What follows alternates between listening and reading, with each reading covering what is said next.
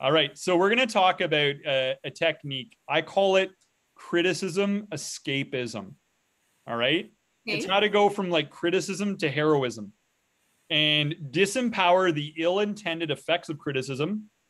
And almost this is a wisdom that'll kind of serve as a guide for how to properly respond to criticism, but also to improve our sensitivity, because a lot of times we can feel like emotional burn victims, like very sensitive and touchy, and that's not fun for anyone involved. And the truth of the matter is, no matter who you are in life, you're going to get criticized at some point, right?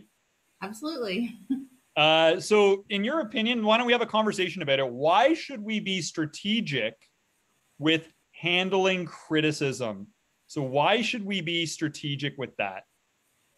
Well, I think even if people, are quote unquote criticizing and you don't think it's deserved, sometimes there's a good lesson in there or something you could improve. And so you have to kind of separate yourself from the emotional reaction so you can actually hear the information and then be able to evaluate whether or not it really applies.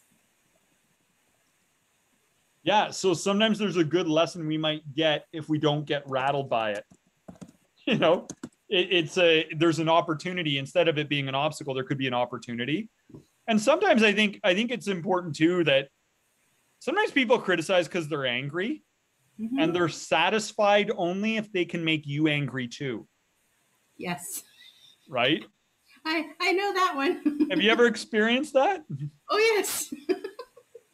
And, sometimes it might be good to let them have a victory because it's a hollow victory. In most cases, it's just a super hollow victory. And here's the thing too. The more virtuous you become, the more suspicious other people become. They assume if they're very stuck in ego and they can't fathom other realities other than their own, they will assume that you're not for real or that you're fake. And they will be insulted by your simple beingness and the fact that you're happy within your soul. This is human nature. So it's like, so we need to be good at handling this stuff. And this is the way that evil works. Like evil is really the stuff that takes us away from the truth of who we really are or ultimate truth, that kind of just sinks us in false judgments and delusions. Like it works through it. This is an access point for it. Criticizing, and then that can just lead to, a downward spiral, right? Yeah. And I think, all of us, we all get tested in the areas that we need to develop strength. If we don't get tested, how can we grow? How can we become wiser? How can we become stronger? How can we build better endurance? Right? So what seems like sometimes we don't know when the universe is doing us a favor. And sometimes criticism is a favor for reasons that may not be obvious to us at the moment. But also, like, I just want to ask you, like, when you have two people, one person is terrible at handling criticism, one person is a rock star at it. What are your general thoughts and opinions about these two individuals? How do you view them as being different? Who do you admire more? Who do you have more respect for?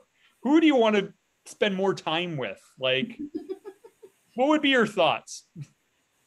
Well, definitely the one who can handle criticism, because sometimes I think, and I've had trouble communicating, I don't view it as criticism, but sometimes I think a lot of conflict comes from misunderstandings. And so I'm probably an over communicator in that sense. But I think sometimes if you can say, this is what I'm hearing, or this is how I'm hearing this, and this is why I'm reacting this way. Sometimes I think that can clear up a situation. But like I've got a friend that's very sensitive to that and always thinks there's a winner and a loser. And so that's difficult for me because that's not how I view the world. I view it as, we just need to talk it through and it'll clear it right up. But again, if somebody could handle criticism better, it makes me more confident going to them to try and clear things up. Whereas if they don't handle criticism well, in some ways we're less honest with each other because you might hold back from having that conversation because the message won't be received in the way that you're intending it. Yes, I love it. So yeah, we trust people more if they're better at handling this. Yeah. I think that's a good point. This is a way to build up your social equity. being good at handling criticism. Now, so that's a good point. Why should we be strategic with it? Now, number 2, conversation point. How can we avoid facing non-essential criticism? How can we avoid facing non-essential criticism? So what are your thoughts just off the top of your head? In saying that it's non-essential, you mean something where it's kind of like you were talking about before, where somebody who's just like pushes or complains or criticizes just to criticize? Yeah, or sometimes giving people an opening to criticize, right? Like, okay. How can we avoid giving an opening for people to criticize? Oh, sometimes you got to know who people are and know who you can and can't engage. Sometimes I think it's not, and I think I learned this early on in the group, not everything needs to be 100% factual and corrected, because I am quite literal a lot of times. And if somebody says something and it's not quite right, I would feel the need to correct it, but it's hard for me still, but I'm learning it doesn't always matter. The details aren't always as important as the concept. And so some of it's letting go of the need for things to be perfect, and giving people space to share and not feel like every detail has to be correct in order to have a conversation. I love it. I love it. And I love the whole point about knowing your audience, because you got to know what their psychographics are, know what they value, know what they believe, right? Because a lot of times that can help you prevent unanticipated criticism. I think another good point is, let's say you're posting an article or some sort of an informative video or writing a book. Try to get clear on what arguments or criticisms you anticipate, right? Book writers do this. They do a round of edits from the perspective of the critics so that they can find and resolve anything that critics might cherry pick and use against them. That makes sense. So, answer and respond to this stuff in advance. One is you can give a disclaimer. So, I've seen people do this with posts. You could say, before writing a negative comment, take a moment to, 1, research this, consider this, reflect on this, because people will form opinions without studying the facts. And then they just vomit those opinions out there, and it just adds to the mass confusion, right? Yeah. So you can just say, hey, look, your opinion matters. Please collect all the facts before coming to a conclusion. Unfortunately, uninformed opinions have led to these consequences. Innocent people getting hurt and this and that, and people getting confused and all kinds of things, right? Yeah. So, I know that, and I'll give you an example of how I had to do this. I posted a video of showing compassion to a raccoon, a mother raccoon. She was hungry. She came out in the daylight. It was a long winter. She wasn't able to forage food. She came in the daylight and I gave her some food, right? I took so much hate from people about rabies. Now, we don't have rabies here, but they didn't care. They didn't know. And I did some research. I'm like, nobody in Canada has gotten rabies since 2007, and it was from a bat. And I'm like, Canada is actually really good at rabies. They drop these air packets that taste like marshmallows over any area if rabies ever pops up. So it's not even a real threat. Nobody's getting rabies here, period. But the fear of rabies is causing people to kill every raccoon they see out in daylight. But the raccoons that come out in daylight are mother raccoons. They need the extra time for foraging. So before people spread this fear that leads to hurting innocent animals, and there's Facebook groups about, raccoons out in daylight, don't kill them, it's just mothers and stuff, because they're trying to overcome that irrational fear that's just being generated and spurred forward on social media. So I might say, before writing a negative comment, do some research about actual rabies and the fact that this is an irrational fear blown out of proportion. Innocent animals are being killed because of this fear as a justification, right? So when I did that, no criticisms. Oh, wow. But if I didn't post a disclaimer, everyone's like, rabies, blah, blah, blah. You're an awful person, right? So that's something, just kind of addressing that in advance and challenging people to study the facts before forming an opinion.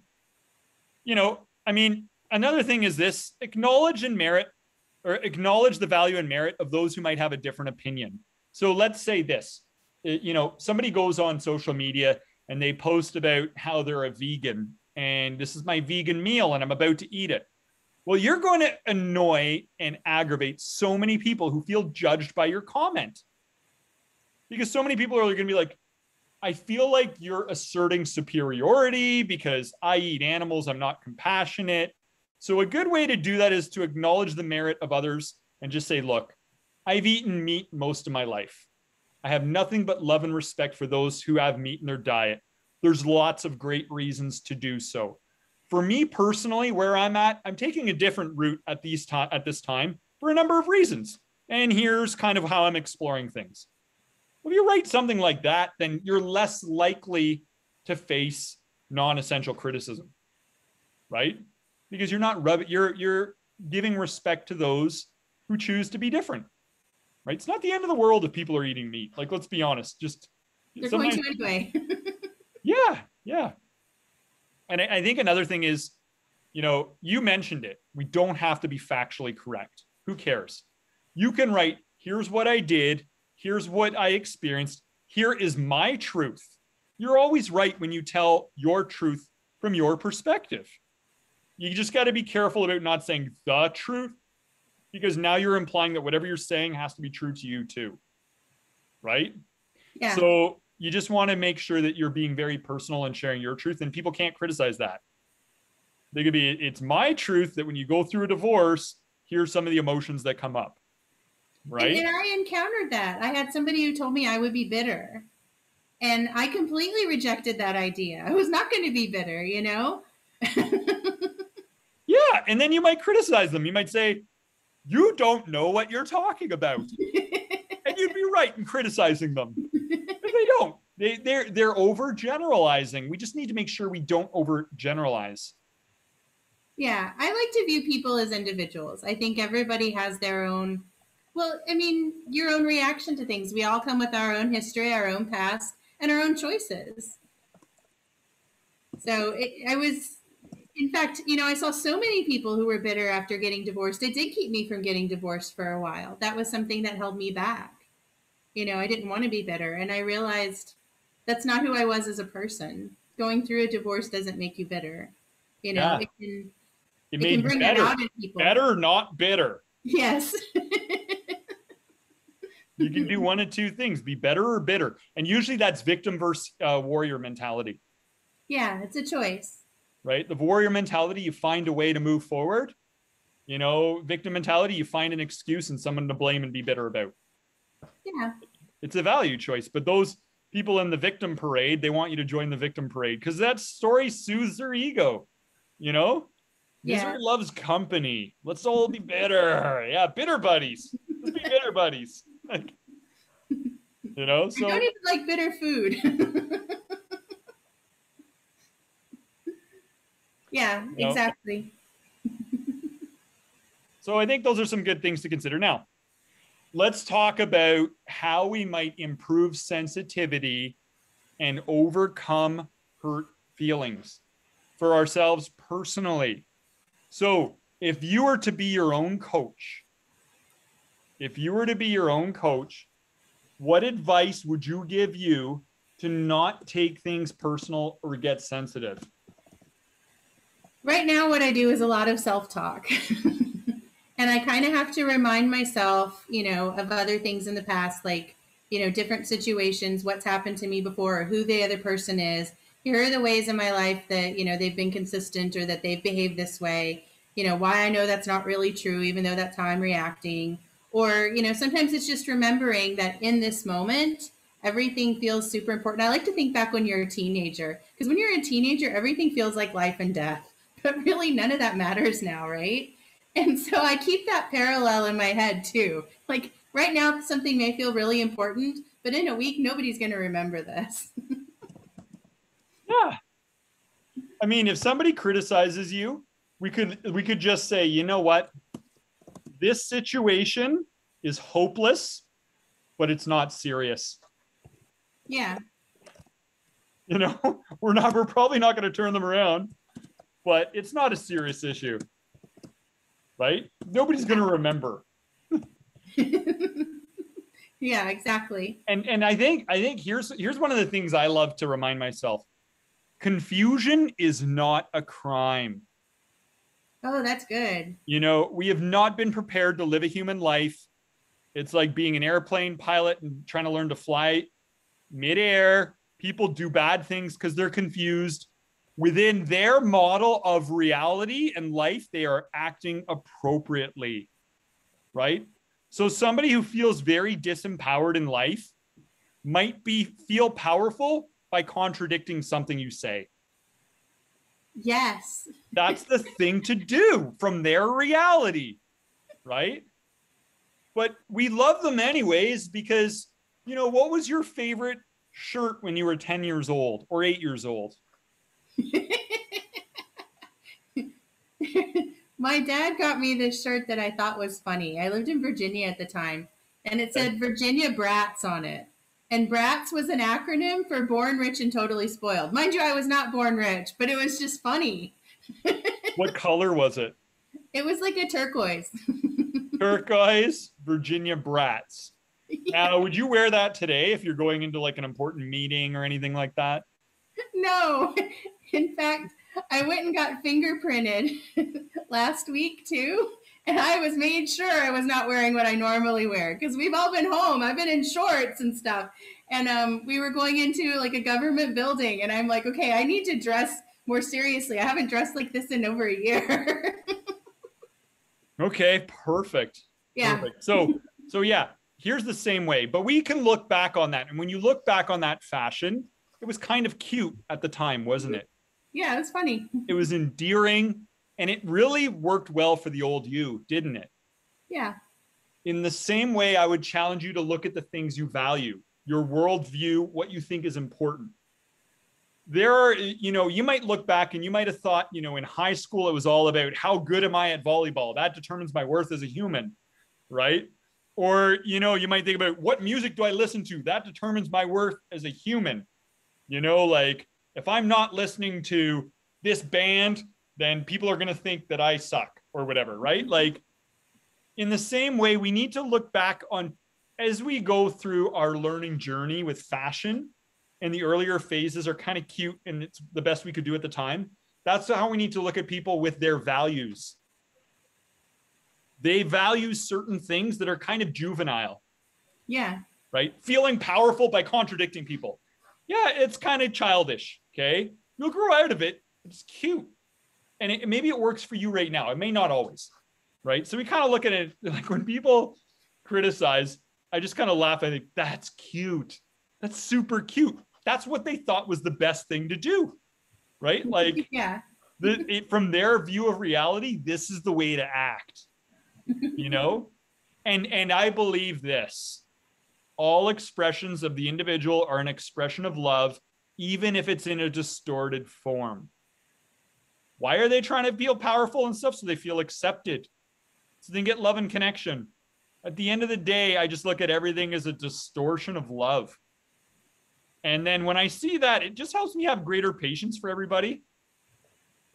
That makes sense. You know, even if they're trying to cow down other people to hype themselves up, at the end of the day, their objective is love deep down. Yeah. Right? And so I kind of look at it like that. I'm like, okay, I know that probably won't work out. I know that eventually they'll realize that in their own time. It's better they learn to realize it when it's their own idea, because they'll be more committed to it than if I try to shake them out of that pattern too soon. So I'll give them their space because they will be more committed when they're like, I'm tired of living like this. This doesn't work. I'm tired of my Virginia Brats shirt with the turquoise. Boys just don't like me in this shirt. You know, they think it's misleading. I'm trying to pretend to be a rich girl and I'm not, you know, like turquoise. I don't know what's with turquoise these days, right? So we want to just not take any of that stuff personal, right? Everybody wants only the best. You know, they're doing the best they can at any given moment. I think another thing is this, you know, well, we could do I go, you go. Do you have any other advice on improving sensitivity to overcome hurt feelings? Well, I think what you said is a good point. I mean, understanding the other person and where they come from. And I will say, that's something I've always had a sensitivity towards other people and understanding why they behave a certain way, even if it's not the best behavior. And I will say, from other people's perspective, that's a bad thing that I do. And so I'm curious as to your take on it. But they translate that as into me making excuses for other people. And I don't intend it as an excuse. It helps me understand where they're at. That doesn't mean the behavior is right, but I can understand how it happens. And that's kind of how I translate it.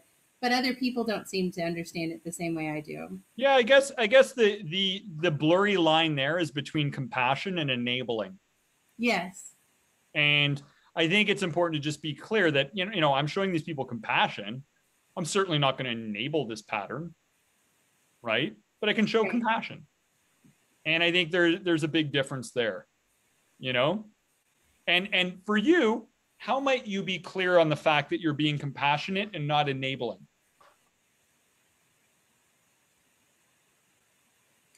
I know that's something I'm struggling with right now. It's something that, I need to,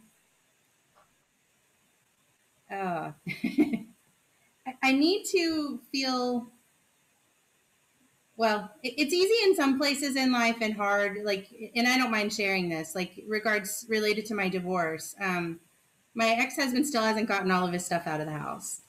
And so I feel this sense of obligation. Like, he wanted to borrow the vacuum cleaner because he's moving out of this apartment. And I feel like it's not necessarily my vacuum cleaner because we haven't really divided everything up because he hasn't taken everything that's his. And so I get kind of stuck in that place where, on one hand, I need to be putting pressure on him to get his stuff and finalize things and make it so I don't have to get in that situation. But on the other hand, I don't feel like I have total rights to things. So I get stuck in that blurry line, and it's very complicated for me. Yeah. Okay, sure. So you can always set some boundaries, healthy boundaries that are compassionate. Hey, we need to get some of these things out of here. So I understand you're busy. I understand you've got a lot on the go. So why don't we both chat and set a date by which to get some of these things out? Okay, let's get very clear. And let's have a plan B. If you don't get them out by that date, what I'll do is I'll arrange to have them transferred to your place, like if need be, because I need to get things out of my place. Like, I need to declutter around here, right? So we can always, then we're not enabling, but we're being compassionate. Just let me know if there's a problem with doing that right now so I can cooperate with you and we can get along and work together, right? Because I want to be sensitive to your situation, but we need to move forward, right? I like that. That's good. So that could be a good way that we're not enabling, right? Mm-hmm. But we're being compassionate. We're just saying, hey, here's the objective that's going to serve both our best interests. But let me know if, let's collaborate and work together, and let me know. And then I usually like to put in, I think it's good to put in like a contingency. If you don't follow through on your end of the bargain by this date, here's how I respond. I think that's always good to just not enable people, because sometimes people just keep pushing deadlines. Yes. Pushing it. If you don't get it out by this date, here's how I respond. I'm just going to pack up everything in boxes. I'm going to leave it somewhere, like whatever. Right. So just giving you a heads up that this is what I'm going to do. I'm being compassionate. I'm going to tell you in advance what I'm going to do if you don't follow through, because I'm not going to enable, but you're going to know. Yeah. So I think that could be a skill that you could develop, just like anything else. Yes, I need that skill. Perfect. Well, you know what? I mean, you have the 10 out of 10 potential to learn. You have the 10 out of 10 potential to be motivated. And so that it is completely within your realm of capabilities. So why don't you try and experiment with it? You let me know how it goes. And if it doesn't go so well, we could troubleshoot then. Okay. Yeah. All right. So I think another thing is, and that's a good little, sidebar on that. Absolutely. Love it. Great share. I think one of the things too we got to do is that we got to accept it, that we shouldn't live with the false expectation of better treatment. Criticism is a rite of passage on the journey to your highest potential. Okay. It really is. You're going to make a lot of friends and family jealous, who will criticize because, They think when your successes are highlighted, it magnifies their flaws. You know, you're going to get mixed reactions to everything you say and do. You can't please everybody. Even Mother Teresa, Jesus, and Gandhi had haters. You know, it serves your glory to have enemies who are so unreasonable and unethical, you know? And you know you're not the ego, right? We know we're not this like false identity we throw out there in the world. So we should be grateful when others disparage and dishonor it. Otherwise, it'll just grow out of control. You know, it gives us an opportunity to just throw our ego out there. Right? That's very true. You know, and I'll give you an example. Like I was in I had a post go viral, a nature post, and it was feeding a Canadian goose, I believe. I had a goose start like necking my arm, like preening me, and then I started petting another one and I fed it. And then somebody wrote like the most negative comment, like, this is, you're awful. Like, feeding animals is like one of the worst things you can do. Like, kind of like, almost like that. I don't know exactly what he said, but it was kind of like a, you're a terrible human kind of spirited, you know, like some people, there's this weird, like confused mindset where people hate when you feed wildlife. You know, it's like, we can take away their habitat, we can slaughter them, kill them, mistreat them, but heaven forbid you feed a wild animal and show it some compassion when it comes up to you and it's hungry, right? So anyway, bunch of people attacked this guy, started criticizing him. He started criticizing them back, like, you're bullying. There was name calling. They were calling each other Karen, which I don't really know. I'm not really hip to that term. I guess it means like self-entitled, like you think your opinion's the best kind of thing. And they're all arguing over who's the bully and who's the Karen. And I'm just like, okay. So I'm like, I'm going to respond to this now. And then I said, you know, like, you know, lots of judgment going on here. Nothing but love and respect for all of you. If anyone deserves the title of bully and Karen and all this stuff, it's me. I will take all of it. Discussion settled, right? Like this. And just like, boom, like dropping a bomb. I just threw my ego up, right? And then they all like followed me and like friended me, including the critic, right? The one who hated me is now like, and he liked my comments and stuff. And here's the thing, right? Now he liked the approach I took, but I'm actually in a position where I could potentially positively influence that person. Mm-hmm. If I negatively reacted and I said, okay, let's talk about how hypocritical you are. You know, have you ever bought dolphin safe tuna? Well, guess what? Dolphins died. It's a lie. You know, have you ever like, you know, animal habitat was destroyed for wherever you live. Like I could have easily, and I said, why are you talking about wildlife? Like, do you drive a car? Like 1.2 million people die a year because of car driving. Maybe you should focus on something more important.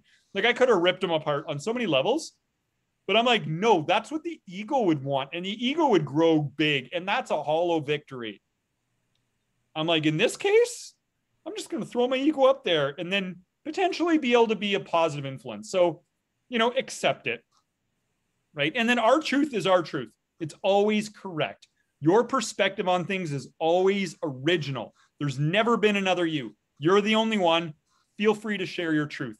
Nobody can argue with what your truth is. Nobody's qualified to judge. We shouldn't care about anyone's personal opinion or approval. You know, they don't know the full story of anything about you.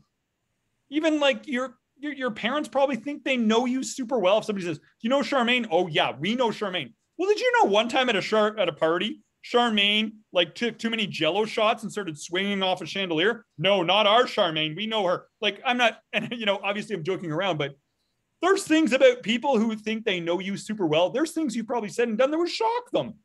Like I didn't know Charmaine would act like that, right? Nobody really knows you that well. Nobody does. No, but people assume, right? And that's what they do. Some of it they kind of normalize to who they are. They see things that are familiar and they start associating you with that. Exactly, exactly. So the other thing is you're never really being criticized. You're being contradicted. You're being contradicted. You're presenting one side of things and then the contradiction has to show up. It's like the yin and the yang.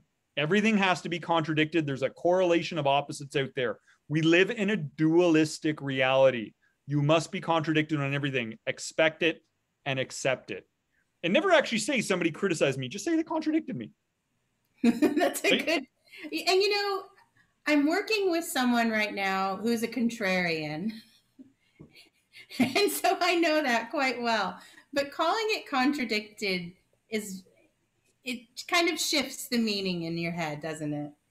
It's more empowering language to use. Yeah. Because criticized is kind of disempowering when we identify with that state. Contradicted is kind of more neutral. Yeah. And it really is truthful because nobody is actually qualified to criticize you. They don't know your reality, right? They don't know your full story. How can they judge? You know, you have to have a total idea of, you have to have the total picture before you can judge. Otherwise, it's just an arrogant opinion, right? You know, so I think I'm big on having compassion for critics. I'm big on having compassion for them. They are held slave by their own painful emotions. You know, people who lack wisdom, they imagine their ideas are their truth, you know? And when people act critical, it's a sign of lack of wisdom. And they deserve more compassion, not less. In the same way that you should have more compassion for a sick person, not less. Somebody's on their deathbed, you want to have more compassion for them.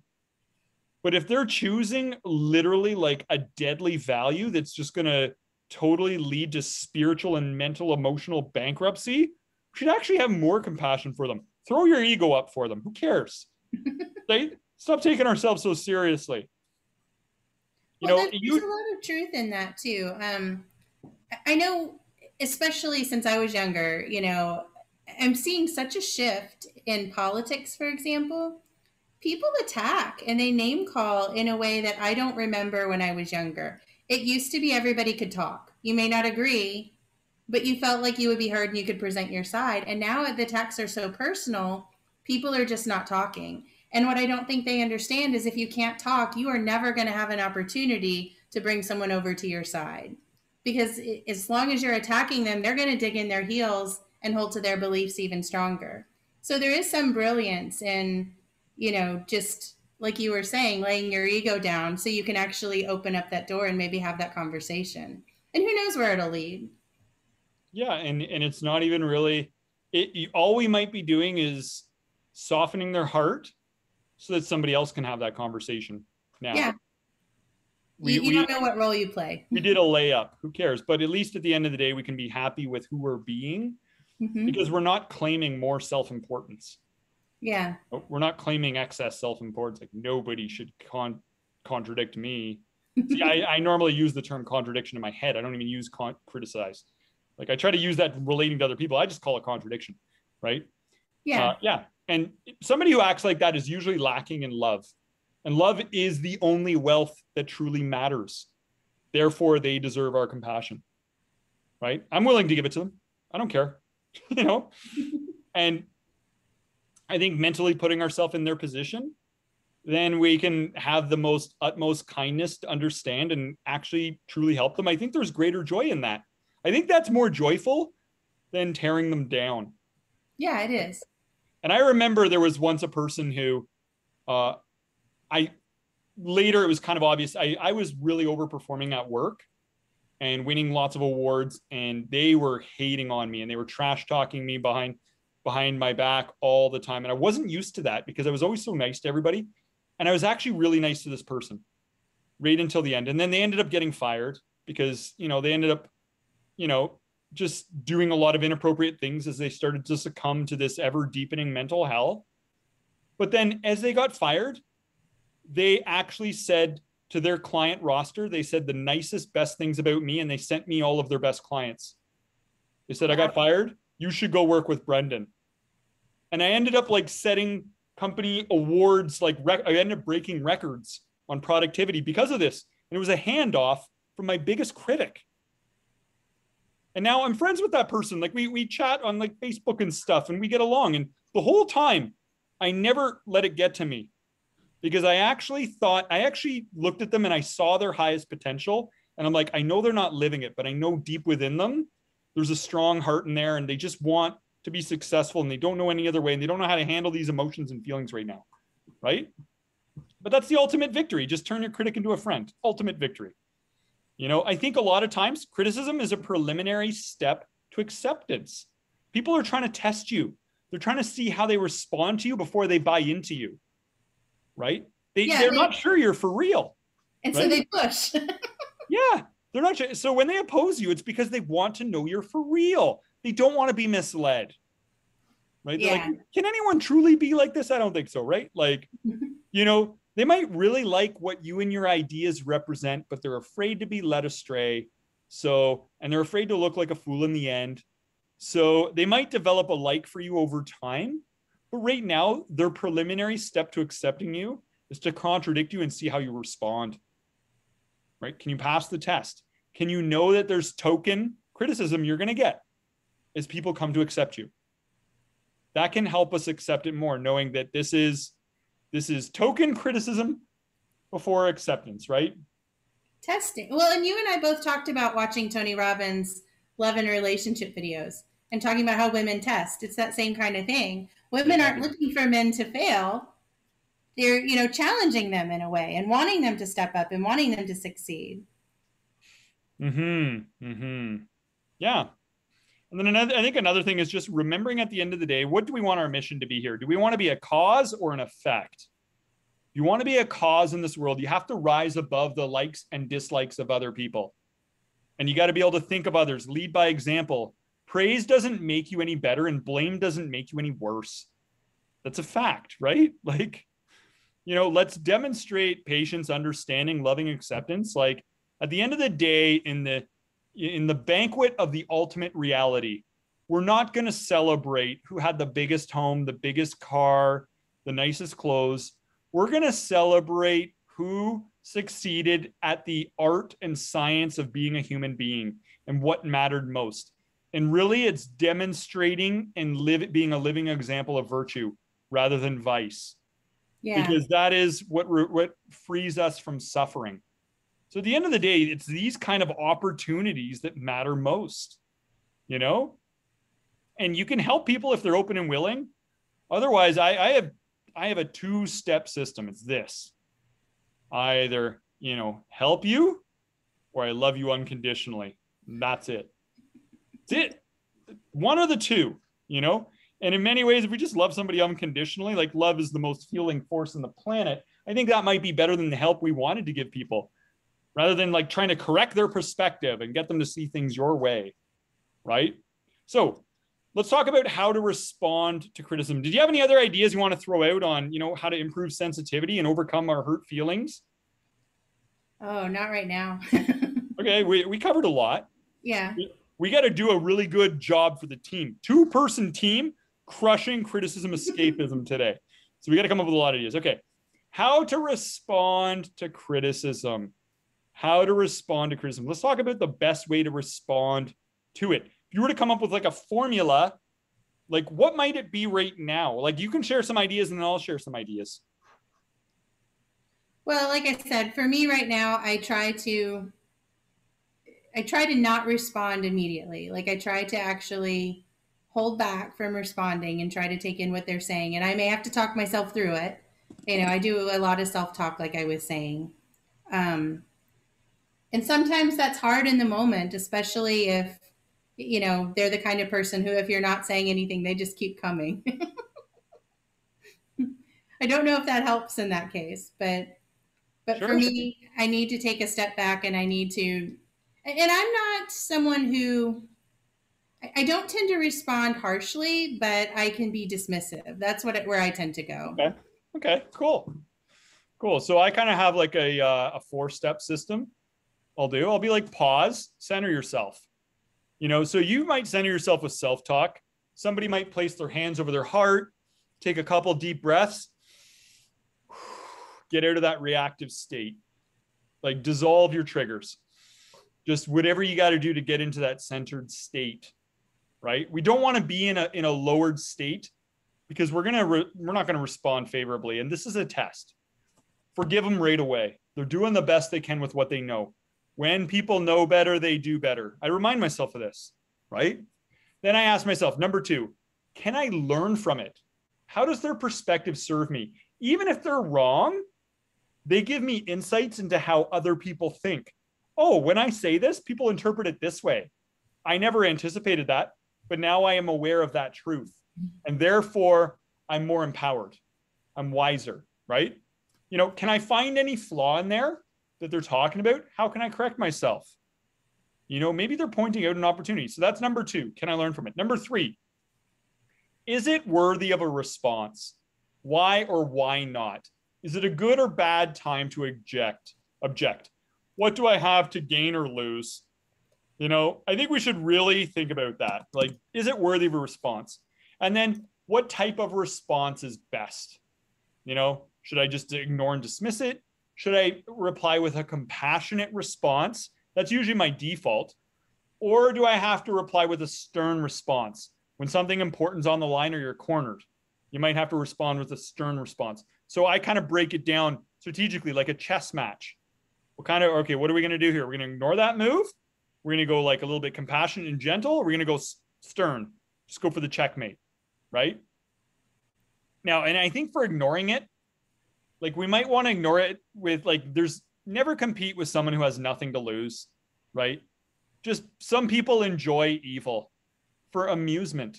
They're going to say and do things for their own amusements.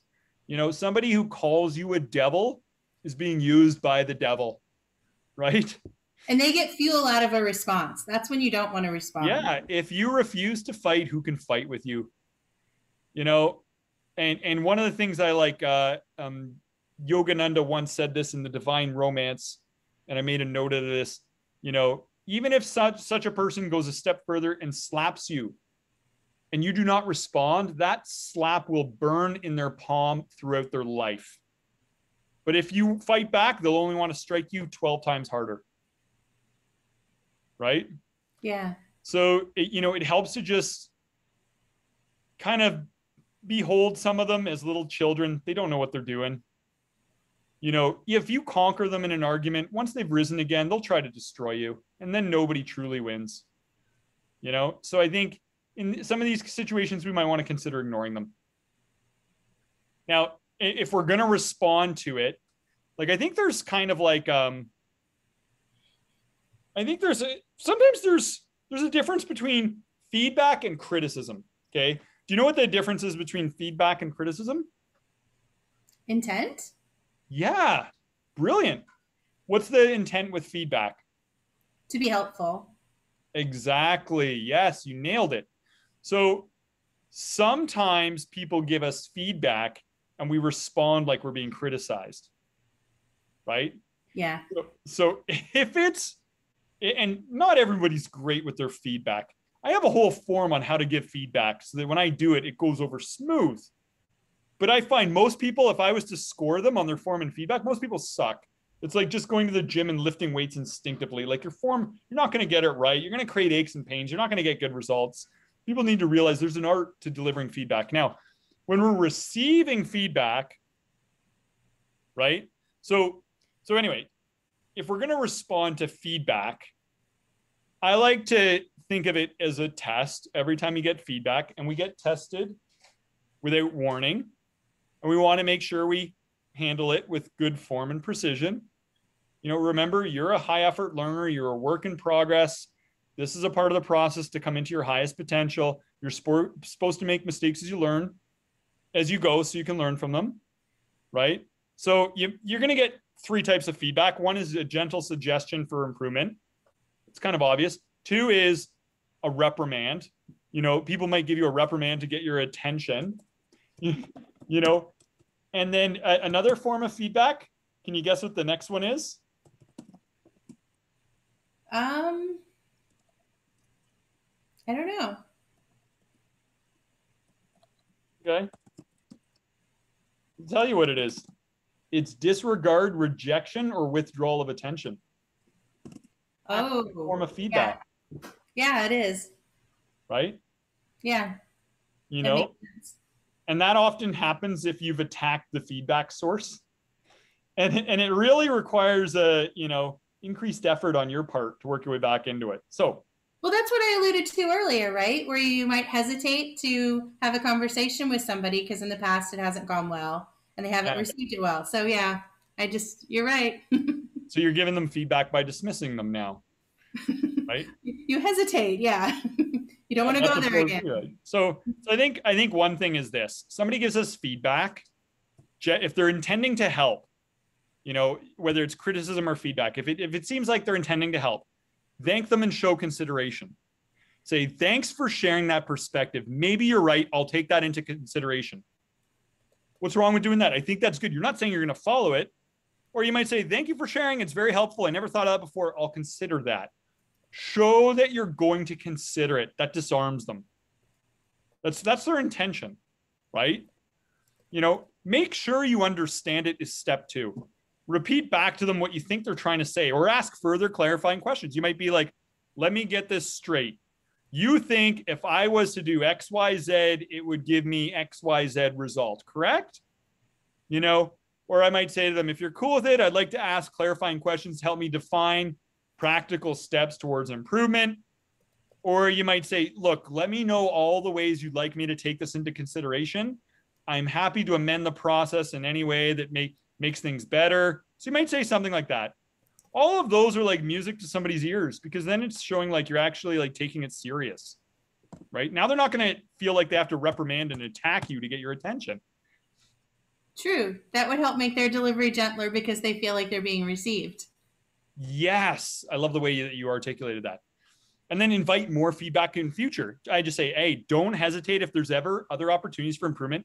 We can address. Feedback is also always welcome and appreciated. Let me know if there's anything left unsaid I could take into consideration, and then basically like have the attitude that you should be glad when you find a fault in yourself. It's been there the whole time. Now you can do something about it.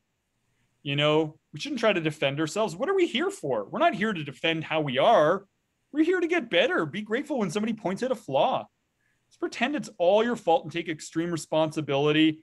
It's always an invitation to growth, criticism, and feedback, right? I treat feedback as sacred instruction designed for our soul progress, the only progress that really matters.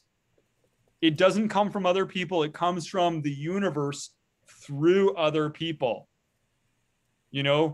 We need help.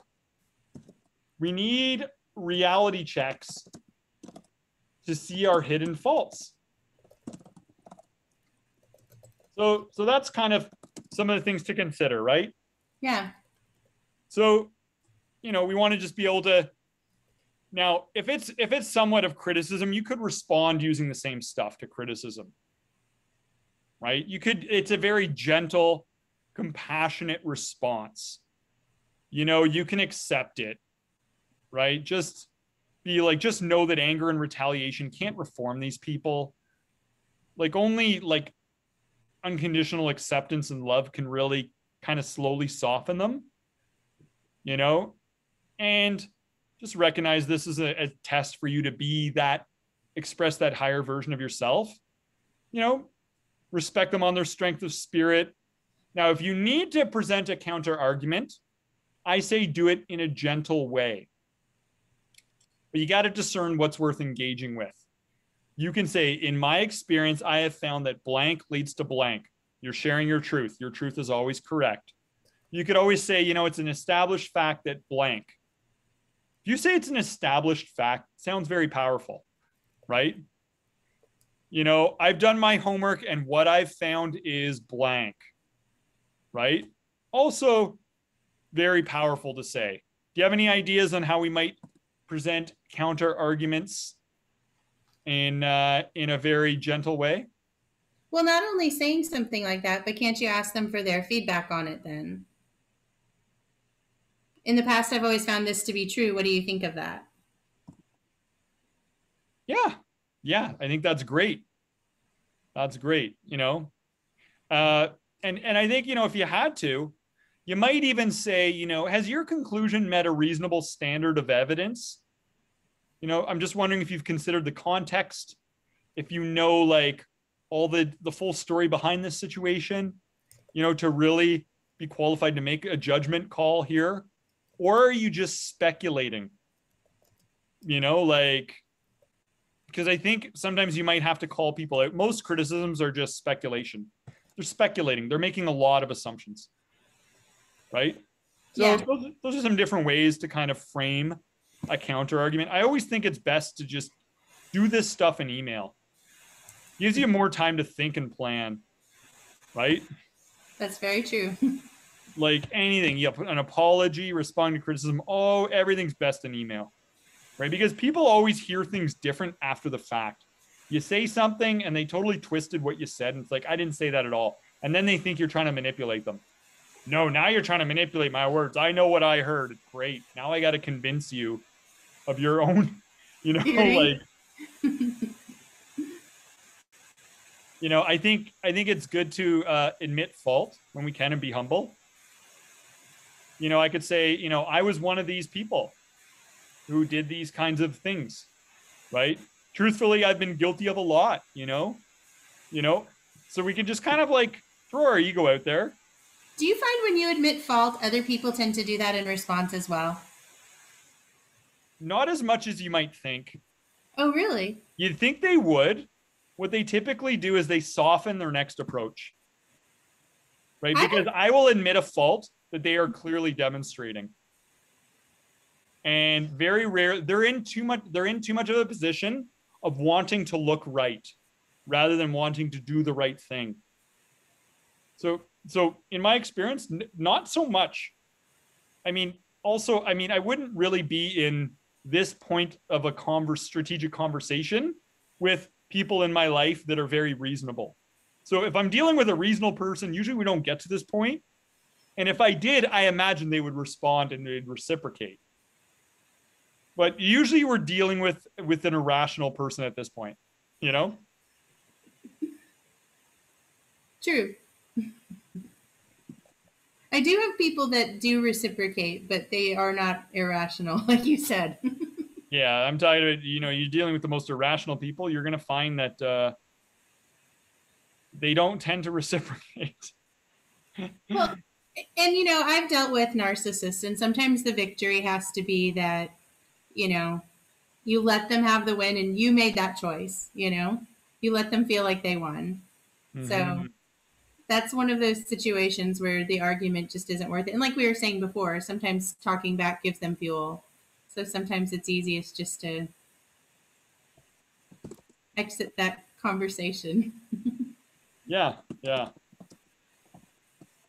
So I think that's a lot of stuff to just keep in mind there. And then I always close with goodwill and humility. Like, look, I'm just going to keep learning and growing here, sending positive vibes to you, right? Like anything like that, comment. So that's some of the ways that I've used to articulate some of those gentle responses. Okay. Now, if you're in a corrective debate, we got to level it up, right? So if you're in a corrective debate, and you're cornered, you're going to have to be a little bit more, you're going to have to have a little bit more of an assertive approach. So if you're cornered, there's something meaningful at stake, you need to win a debate, it's obvious they're not going to go away quiet. You might need to address a false accusation. Okay. Have you ever been falsely accused of something? Sure. Yeah. Falsely accused of intent, like your intent behind a thought or an action or anything. We all have. Yeah. And I'm not a big fan of we can't be gentle with this. Right? Yeah. So I might say this, would you consider yourself a responsible intellectual? Because if so, please consider studying the facts first before trying to help, or it just increases confusion. Right? That's the, intellectually sophisticated thing to do. That challenges them.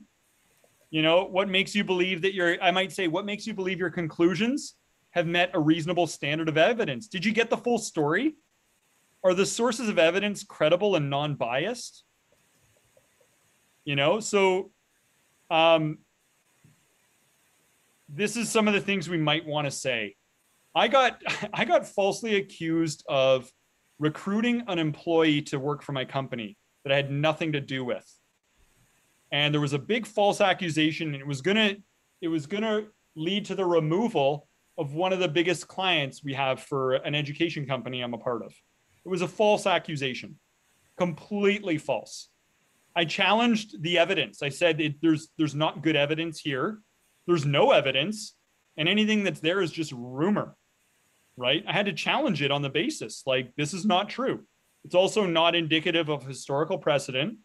It's also completely unwise in every level. I have the intelligence not to do this and compromise a conflict of interest here for what little is to be gained by hiring an employee. Like I had to actually craft a big response to challenge these false accusations, right? But you have to be strategic with it. Sometimes people will hint or insinuate something negative. Okay. Like they might say this. They might say, well, Charmaine's husband and her got a divorce. Then somebody might say, well, what did Charmaine do? And they might say, well, if you only knew what she did, that's insinuating something horrible, right? So we can't say, hold on, stop right there. You're insinuating, give me specific clarity. Give me specific clarity on this. You're not getting away with that. Insinuating you're doing us all a favor by hiding some like terrible reality. Force the clarity. Don't let them sidestep. Be precise. Tell me exactly who, what, where, and when with this something horrible. Are you exaggerating? Are you distorting things? This is a cheap alternative to intellectual responsibility. So you don't want to let anyone get away with insinuating something negative about you. Right? Yeah. So you have to call that out, right? Because that's a very manipulative way people will do that. And then they'll be like, well, there was a couple times she left the dirty dishes out. No, let's expose you for exaggerating here and taking things out of context. Now, sometimes people make a false statement or a declaration, right? A false statement or a declaration. How might you respond to a false statement or declaration? Something that's just not true? Yeah. If somebody criticizes on something that's just not true. I mean, you can ask for evidence, right? I mean, if they're only saying it. Perfect. And how might you ask for evidence? How would you articulate it what would be a good way to articulate that request? Aside from asking for proof, what proof do you have that this happened, or what proof do you have that what you say is true? Yeah. So we want to get proof. Now, I'm a fan of just being very gentle with that, because when we say, where's the proof? People who are hiding proof get vicious. Yeah. If they're hiding something, they will get vicious on that comment. But I'll say, look, I thought otherwise, but I might be wrong. I frequently am. And if I'm wrong, I want to be put right. So let's examine the facts. That's such a gentle, disarming way to say. And then if somebody overreacts to that, they're not likely to get triggered. If we say, where's the proof? They might get like wound up and triggered. They might consider that combative. Okay, this sounds very cooperative, but it's also kind of throwing the ego up. Mm-hmm. And then if somebody doesn't respond well to a statement like that, they look bad. They just look bad. Yes. It's a good checkmate move, right? If that was too much, you could always say this. You could always say, tell me why you think that's true. That doesn't make them feel as cornered as where's the proof. So many people say so many things they don't have any proof for. Yeah. Be like, where's the proof of anything? Where's the proof that the earth is round instead of flat? Like, where's the proof on this? Where's your proof on what? On that? They start challenging you back, right? Tell me why you think that's true. I want to know, do you have verified knowledge, or is this just a lot of imagination? Is all the evidence, is this the undeniable truth, or a bunch of not yet proven assumptions? Can new evidence emerge that overturns this conclusion? Those are very powerful things to bring up. Because somebody could say, look, science says this. and I'd say, look, science isn't a finished product. All the evidence isn't in, or a study could come in any day. Science used to say smoking was good for you. Science used to say that coffee would give you cancer, you know? Then they did a new study and they showed that once you remove the cigarette smokers from the tested population, no, coffee helps you live longer.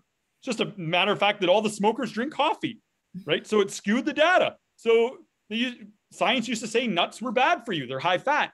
Now science is saying they're good fat. I don't care what science says. Science isn't finished yet. It's a work in progress. So if somebody tries to throw scientific fact at me, I'd be like, science doesn't even claim to have the undeniable truth. Most studies end with further research is needed. Always. So don't take science out of context here, right? Like, so I think, if you declare opinions as indisputable fact, you're adding to mass confusion, right? Like, so we don't want to accept this, and I could just say, I don't accept this in the least. Like the opinion is based on a very limited frame of reference, right? And don't confuse personal anecdote with data.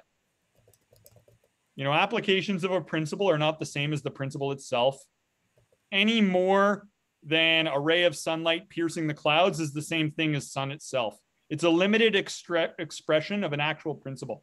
That's, I try to avoid talking that nerdy. So to be honest, I wouldn't normally talk like that. If I'm dealing with some sort of a wordy intellectual, I might use terms like that, right? But a lot of people have blind arrogance. It's the pattern of assuming that their opinions are fact and lying to themselves to maintain, to be convinced it's truth.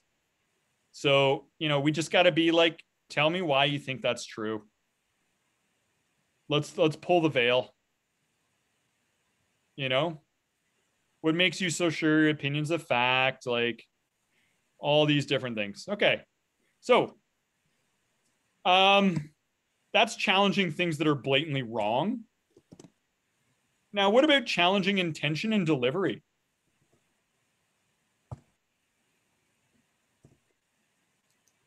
How might we challenge intention and delivery?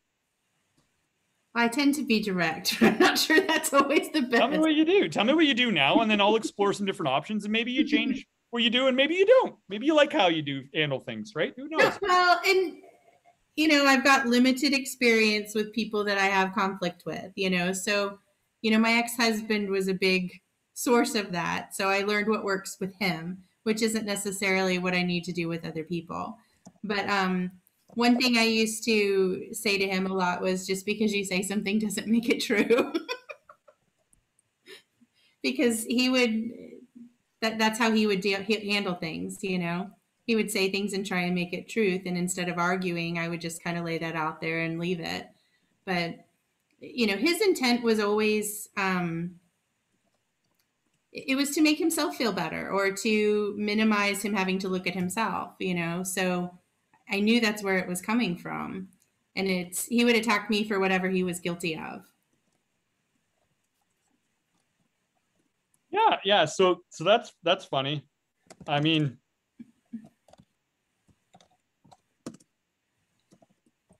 I might say something like this. I might say, do you want to get to the truth of the matter, or are you just interested in being right? Now, when I say that, usually people will go quiet, and that's the last you hear of them. Like it's probably true. You got them, checkmate, right? Yeah. But I might say something like, if you deliver your message in this way, I can't take you seriously because you're not taking yourself seriously. When people communicate like this, it doesn't go over well. Yeah. So I might say something like that. I'm training them how to treat me. I'm saying, I'm not going to take you seriously until you take your communication seriously. Right? Yeah, completely. Well, and that was one of the issues. I had issues with lying, with being lied to. And so that was the thing, I could appreciate some of what was being said, but I can't take the conversation seriously because I can't trust because you've lied to me. I can't trust what you're saying now, Yeah. So you could just say, I can't take you serious until you take yourself serious. Mm-hmm.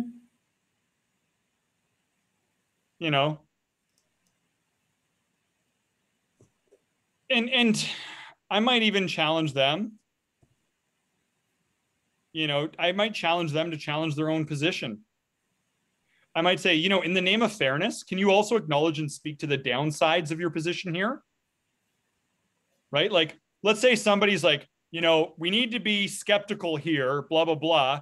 I say, can you at least, to be fair and balanced, why should we be critical of being skeptical? Does skepticism lead to truth? Does skepticism lead to happiness? Are people, when they totally pledge allegiance to skepticism, are they truly at peace and happy within their soul? I challenge them to challenge their own position. No, I'm not dealing with skepticism here. Like, come on. Let them do the work. And I'd say, if you're not interested in at least addressing the downsides of skepticism, then I can't take you serious. Because you're not taking yourself serious. Because you're not even willing to admit this whole other half of the reality of your position. If they're truly trying to help, I might say, are you truly trying to help? Because if so, authentic help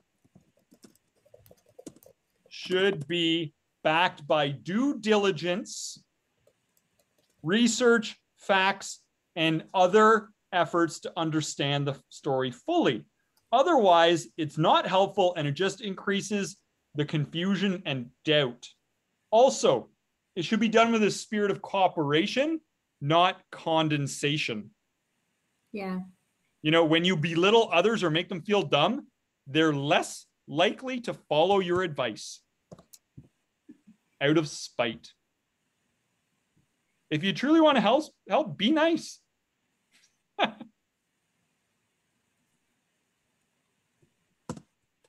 Be nice, and people will receive your message.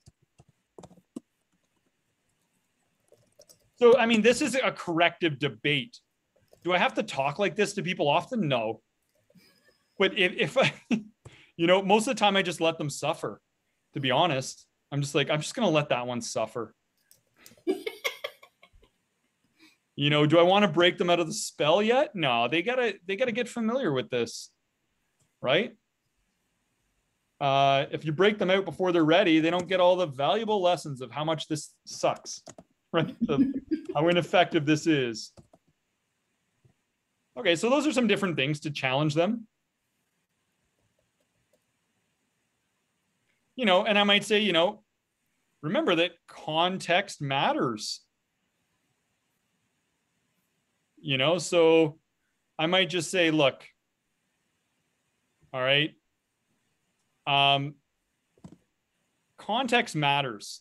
How is this context inappropriate? Are you exaggerating? Are you generalizing? Is there still time for change? Is there still more of the story to know? If we don't consider context, we close off compassionate understanding. So you can call them out on that. You're closing off compassion and understanding. You totally disregarded the context of this situation. So that's something else. I might show the hypocrisy of their statement when applied to a broader context. So somebody was like, blah, blah, blah.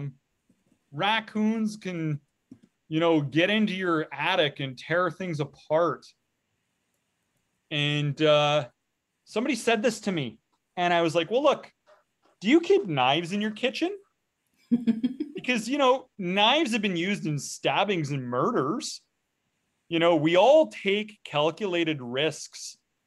I'll respect you on yours if you respect me on mine.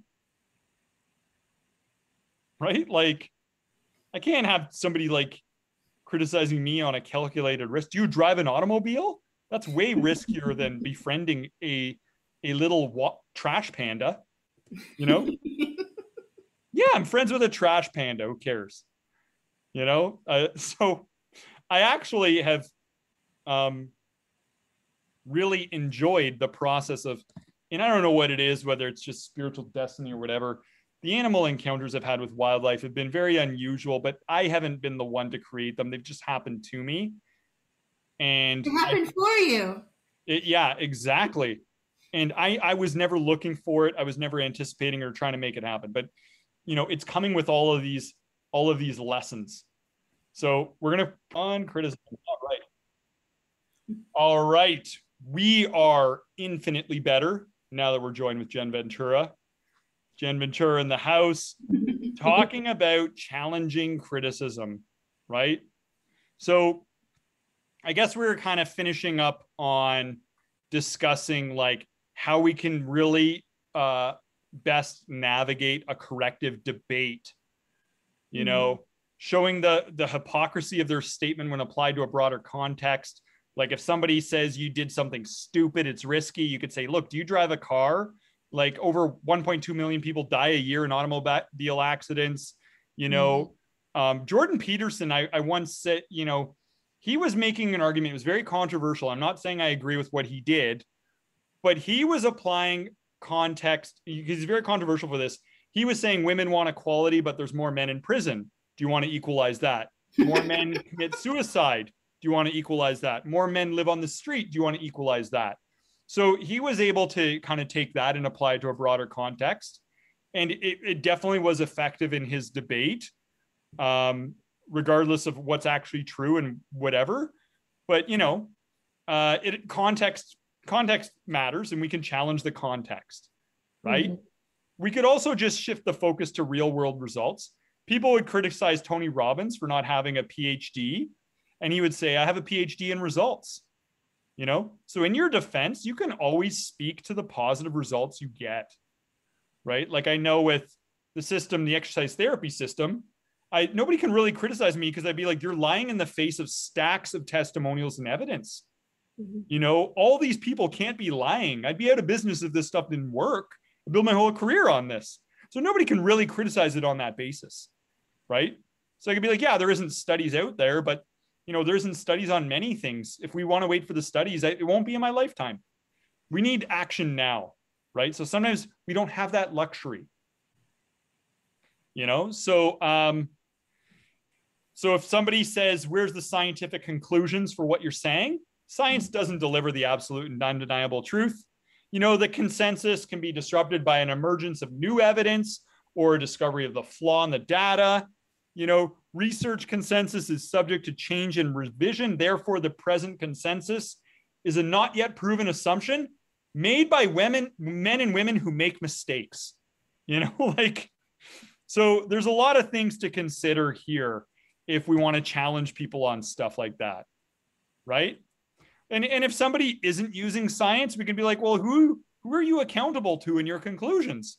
Mm-hmm. If you haven't been verified by an academic institution, who are you accountable to? So we can challenge people on the other side of the fence, mm-hmm. right? So those are some different things. Now,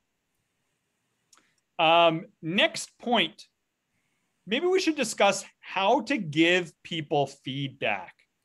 So sometimes, and I think this is funny because I think criticism is unasked for advice, right? Think about that.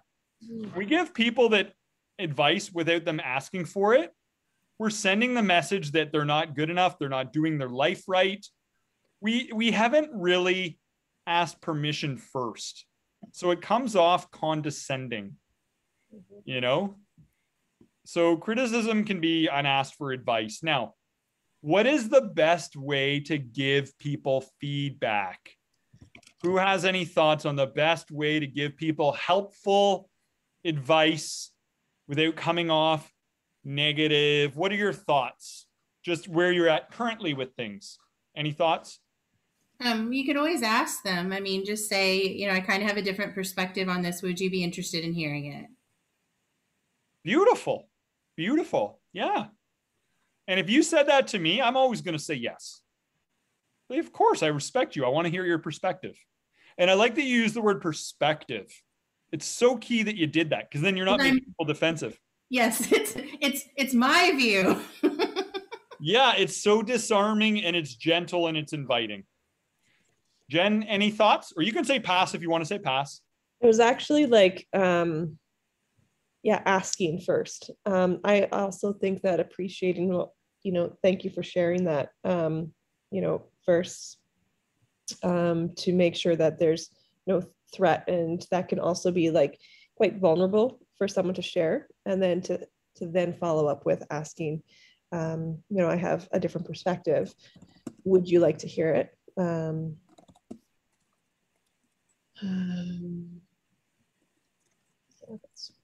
That's great. I don't know if there's anything else. Yeah. Me. Now I would say, the way I might do it is this. I might say, I want to have a conversation in which the intent is to better understand each other so we can better help each other. Would you be okay with that? I'm not making it about them, right? Even though I'm going to give feedback, right? I'm going to make it about understanding them. Maybe there's some things that I don't understand, right? So that's a very easy, like, it's hard to say no to that. Well, you're also setting your intent so they know what your intent is. Yeah, we're showing goodwill. Then I might say this, have you ever noticed that when we're not at our best, let's say it's somebody who gets into bad moods, okay? Let's take that as an example. It's very general. I'm not speaking about a situation specific in my life or anything, but we all know people who do this. They get in bad moods. They make it suck for everybody, right? So here's how I might go into this. Have you ever noticed how when we're not at our best, we sometimes create injustices on those people around us? For example, when we're lazy in our work ethics, we let down those who are depending on us. When we're in a bad mood, we take it out on those around us. People have mood swings, have a difficult time maintaining relationship harmony. Have you ever noticed that? So I might say that, right? I'm just saying, have you noticed this? I'm not even saying anything about them yet.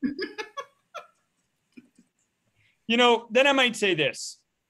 Are you interested in being your best self and staying true to what you believe in? People might say no. And if you dig deep, you'll find that if somebody doesn't want to do this, it's because they think it's a lot of work. But then I might highlight, it's a lot of work to not do this. Imagine having a life where you have no self-regulation of your thinking.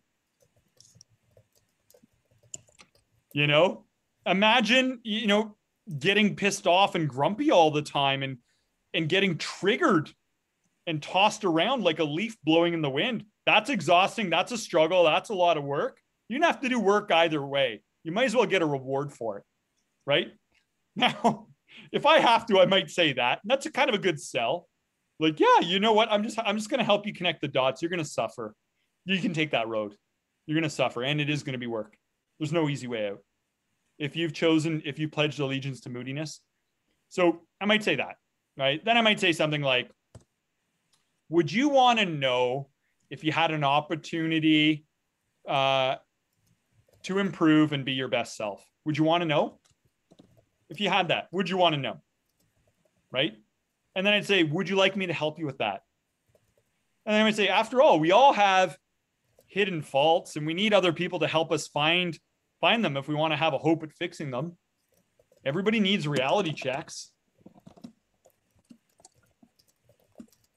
Right? And if not, if you don't want to know, that's fine. But I need to know you feel that way so I can respond accordingly. I need to know so I can respond accordingly. And then I might kind of hint that,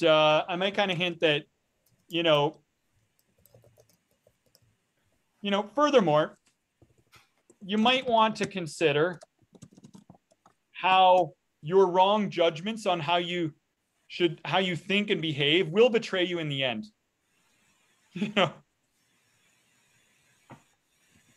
And I'm just saying, I wonder when you're going to figure that out.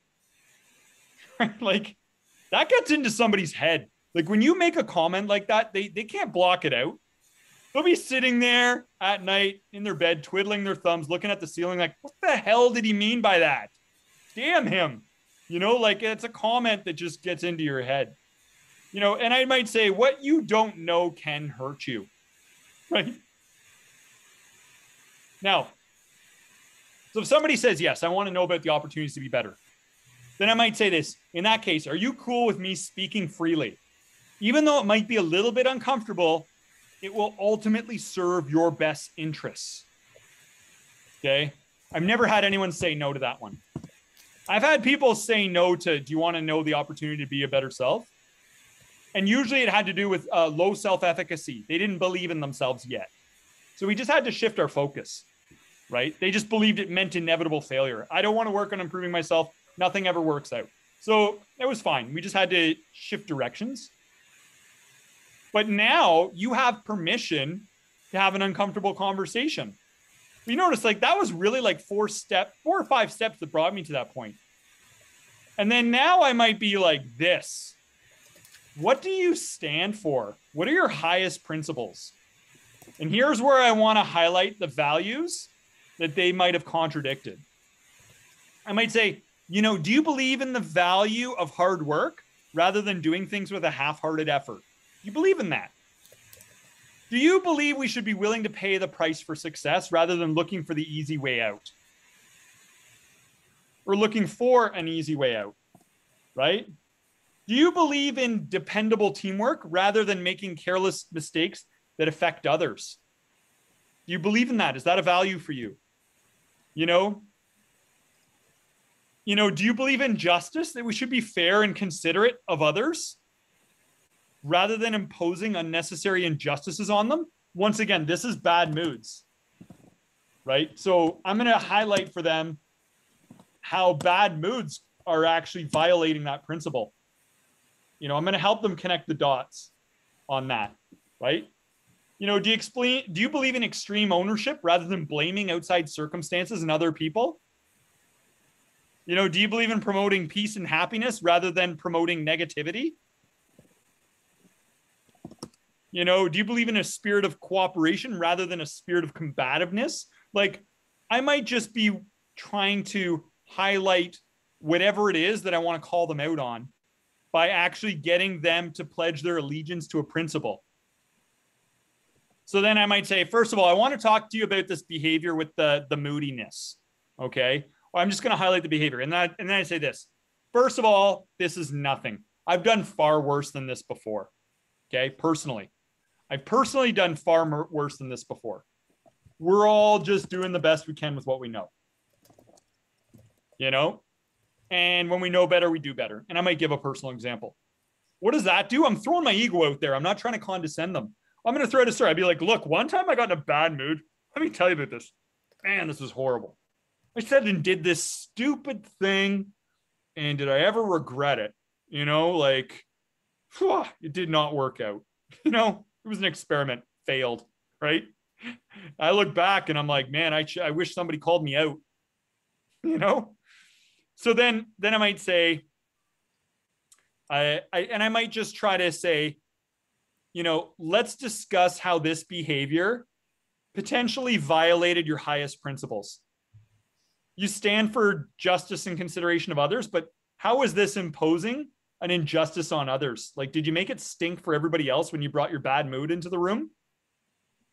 Were you kind of, you know, you like a spirit of cooperation, you stand for that value, but were you being cooperative when you took your bad mood out on other people? Right? Like, you believe we should be willing to pay the price for success, but is your bad mood suggesting you don't want to do the work necessary in order to get what you want here? You're kind of bitter and resentful, right? So if I miss if they miss anything, I might say, well, here's how I see it. And I help them grasp the context of it. So I'm basically going over the values and comparing it to their actions. You know, and I might say, you know, did you know that when you choose these behaviors, other people can see it for what it is? Other people can see it for what it is. right?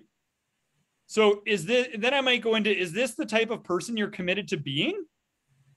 You know, like if you want to be like that, that's fine. But we all need to know, right? We need to know you're going to be like that, because there's times when we're going to need to create some healthy boundaries around this stuff. You know, we don't have to honor you when you're bringing an ugly mood.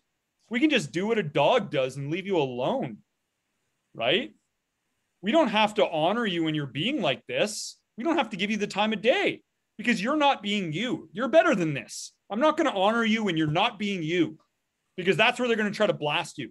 They're going to try to feel like you're dishonoring them by not accepting them when they're trying to bring a stinky mood in. That's what stinky mood people do. They feel like you're supposed to get angry and everyone has to respect you. Express your feelings. I'm expressing myself. It's like, no. That's like expressing yourself by pooping your pants. You're expressing yourself. It's natural. It's your default thing to do. That doesn't mean it's the right thing to do. You know, express your higher self, you know? So I might go into, how are you so much better than this? How are you capable of so much more? What is your highest potential here, really? Right? You know, and then I might say, you know, so if you decided to take your life to the next level, what would you try next? What would you do next time? So that would be kind of like the process I would take somebody through, rather than just blatantly criticizing them. But it's like hand holding them step by step by step. I'm making sure they grasp the context. Because if you try to correct somebody, they're still not even aware that they're violating their highest principles. I'm helping them grasp the context of cause and effect. So it only makes things worse, right? That this is not who you want to be. So I got to do that. And I got to be gentle in doing that, because I have to truly authentically, like, not want to be cowing them down here, honoring them that they're doing the best they can with what they know. There's an animal in my backyard making noise. I'm not sure what it is. It's a skunk or a raccoon. But all right. Any thoughts on giving feedback?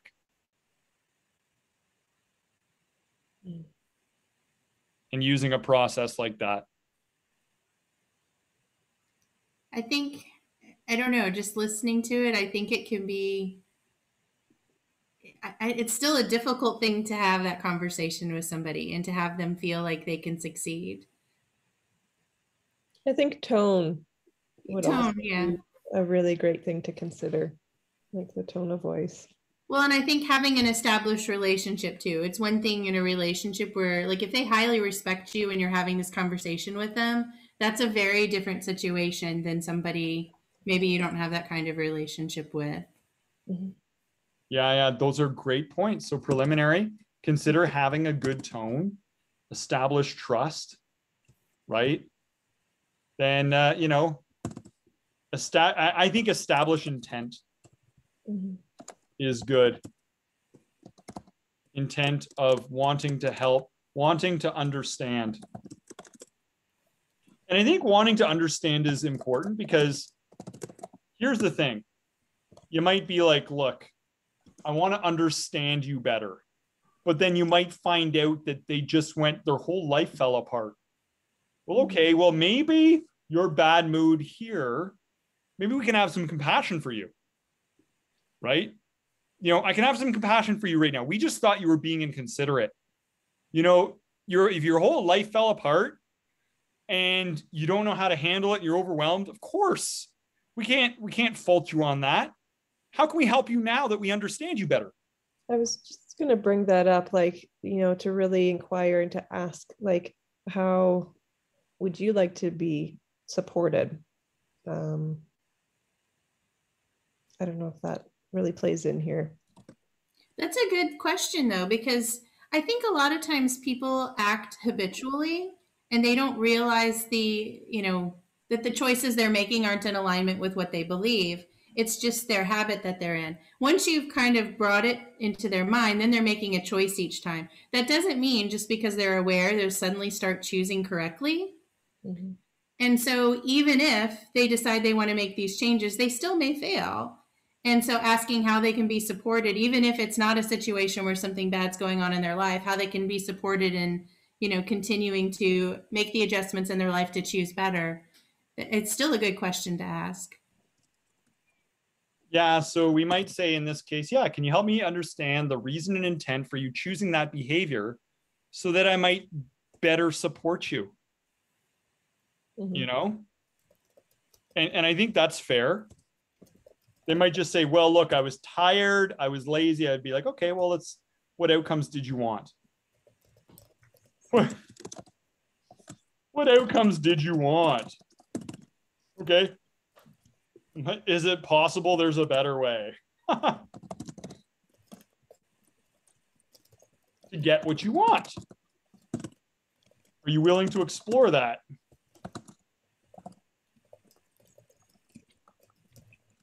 We might say a couple things like that, and it's very open and it's inviting, and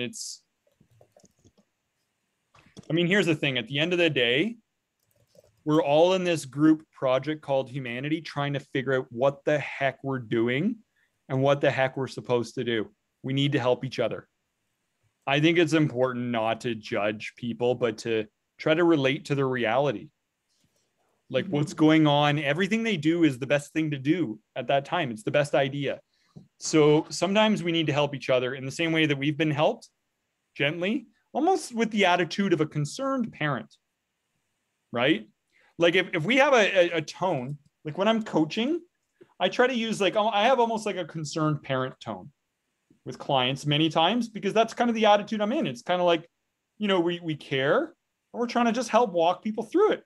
But it's not really judging. It's kind of accepting that this is part of your journey, part of the journey. You're supposed to be here. You're supposed to be here. Let's talk about just make sure you let me know if you don't understand any of this stuff. We'll just go through it until you understand it fully.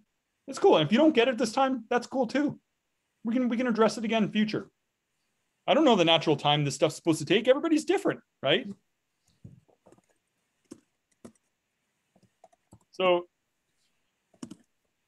because if we come off like a little bit too friendly, it might seem a little bit patronizing. So I think we want to kind of come off as equals. And I think that's some of the thoughts on how to get feedback. All right. Key takeaways from tonight. Jen, why don't you start off? Key takeaways from tonight's conversation. I think one of the biggest takeaways is to really set intention with conversations. And kind of when I came in, I think the whole permission to give your perspective and see if it's welcomed or not. Yeah, set an intention and be clear on your intention. It shows goodwill. All right.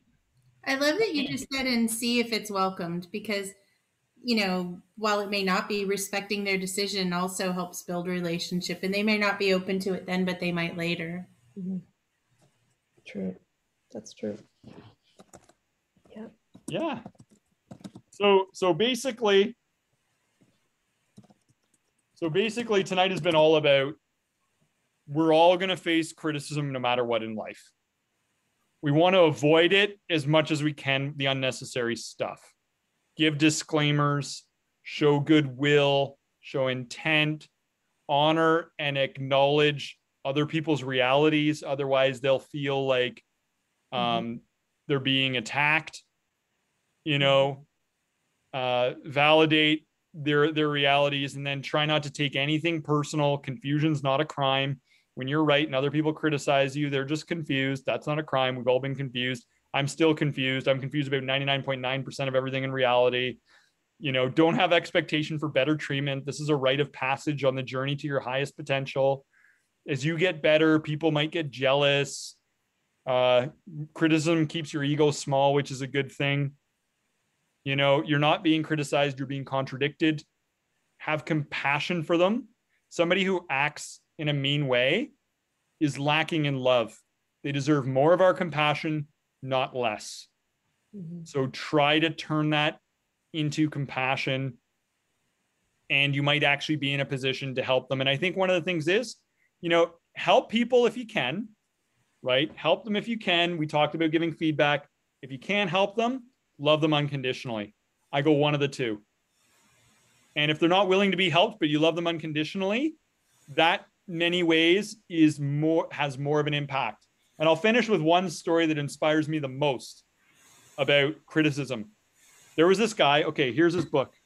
My role model right here. This guy wrote Autobiography of a Yogi. Okay.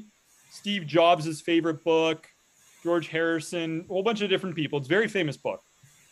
He had one critic from India that thought he was a fraud, and he was putting defamatory comments out there, criticizing him his whole career. None of the criticisms were just, fair, or honest. This guy was attacking him, thinking he was a charlatan, right? Thinking he was fake, that he wasn't real. So he went to do a talk at the Biltmore Hotel in Los Angeles, and that critic was going to be there in person. They never met in person. That critic was there in person, and people knew this. This was like a 20-year thing of this critic attacking him. So what he did was he walked up to that critic, and they took photos, and he looked at him, and he said this. And you're thinking, what is he going to say? He finally meets this critic face to face. What is he going to say? He looks at him, and he says, just remember, I'm always going to love you. And then he turned and walked away. That's what he said. And then as Yogananda finished that talk, he made a poem about India. And as he finished the last sentence in the poem, he dropped dead in front of everybody. That was one of the last things he did. What an epic transition. And of course, I think as the story goes, that critic had left early and missed it. And he had a change of heart. He's like, I've been wrong about this guy the whole time, because the guy I thought he was would have never responded like that. The person I thought he was would have retaliated, got angry, but not like that. So then he's like, I need to make amends. And he's like, he's dead? He died at the end of his speech? Like, think about that. Open the guy's heart. It's the only way you can win the critic over. You can't reform people with anger. The only thing you could ever reform them with is unconditional love, and it'll happen in its own time. And that's really the challenge of criticism. It's a test and an opportunity to really have a massive impact. If you respond the way everyone else responds by getting offended, you're not really going to be able to help that soul. But if you respond with like unconditional love and compassion, people never forget that. They can't. It's ridiculous. They're like, you just totally won them over. That's the way to win that kind of a test and challenge. All right. Nothing but honor and respect for the two of you here on tonight's call, and nothing but honor and respect for anybody who's been sticking around and watching this call, who may be watching it at a future time. All of us have put our efforts together as an act of love for you, whoever you might be, because strangers care as we share this recording moving forward. We're all united in our efforts to just make sense of life and make sense of the confusion. And one aspect of that is criticism. And I hope tonight we've clarified, what our true intents deep down are and how we can best fulfill our true intents with those who might criticize us, so we can be the person that we're inspired to be in life. We all have that highest potential within us. And hopefully this gives us some strategy to be able to go out into the scenes of our life, like being in a movie, and be the character that we're proud of playing in this human story. All right, let's do this. We're going to do a go team on 3, because we're all a team and figuring this out together and making the best of our lives together. And we're all stronger for it. Nothing but love and respect to all of you. And by the way, both of you could criticize the crap out of me, say as many mean things as you want. I am never going to give up on any of you. I'll just be like, oh, all those crazy mean things Charmaine said about me. Pff, Charmaine, I'll wait for you to come back to your senses. I know you're better than this, and you'll know I'm authentic in our friendship, because I'm never going to give up on you, no matter how much you want to hate on me. Right? I don't take myself too seriously. So who cares? Same with you, Jen. All right. Friends forever, enemies for never on 3. You ready? 1. No head starts. 2, 3. Friends forever, enemies forever. Go team, group hug. Bye, guys. Have a good week. Yeah, have a great week.